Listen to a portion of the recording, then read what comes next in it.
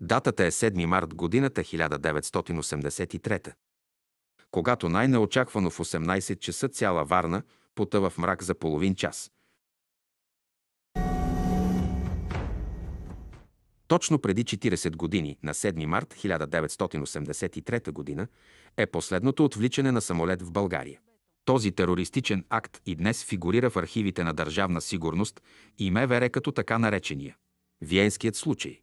4 младежи тогава отвличат самолет по линията София-Варна и искат да достигнат с него до Виена. За да избегнат съмнение от страна на служителите, те се разделят на две отделни двойки и през интервал 15 минути минават проверката.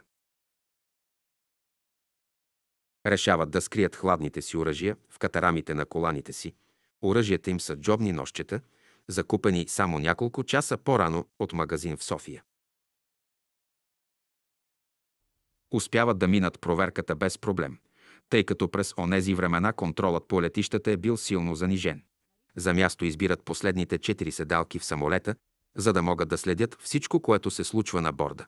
Малката машина Ан-24 отлита от летище София точно в 18 часа.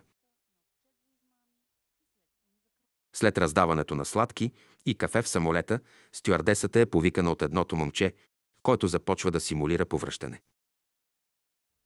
В момента, в който тя се приближава до него, той я сграбчва и опира ножа си в гърлото й. Другият от пътеката заявява, че ако някой се опита да ги спре, ще бъде наръган. Извиква, че са рецидивисти, излезли от затвора и готови на всичко. Заканва се да счупи някой илюминатор и да разхерметизира самолета, за да загинат всички, ако не изпълнят исканията им. Пилотът Иля Лалов си спомня. Бяхме някъде над Ловеч, когато един военен почука и каза, че са нападнали стюардесата и искат да летим за Виена. Да стигнем до там беше невъзможно, защото всеки самолет зарежда толкова гориво, колкото му е необходимо за полета и ние имахме гориво за 1 час, плюс 30 минути за резерва. Предложих им по радиоуредбата да кацнем в Истанбул, но те бяха категорични. Виена.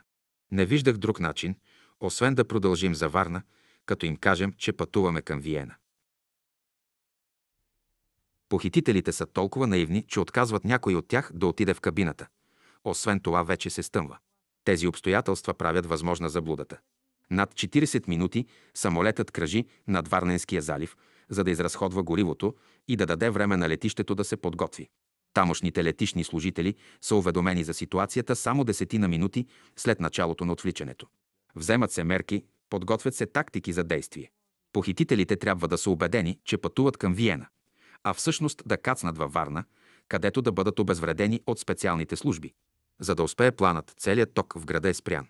В противен случай заговорниците лесно биха разпознали морето заради градските светлини.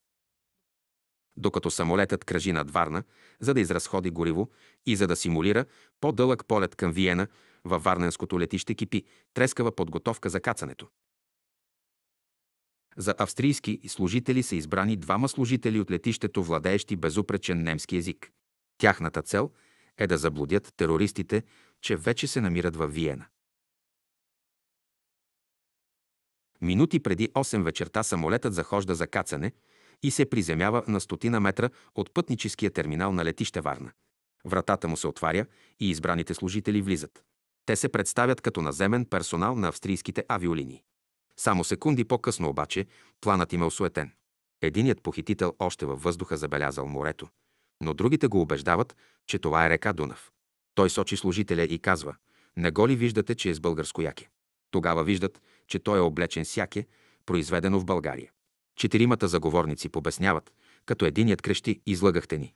Това не е Виена!“ Налага се мигновената намеса на спецчастите, които щурмуват самолета. Те нахлуват през багажното отделение и обезвреждат младежите в салона на самолета. Така, благодарение на ловкото планиране и на временна намеса, спецслужбите осуетяват потенциална трагедия.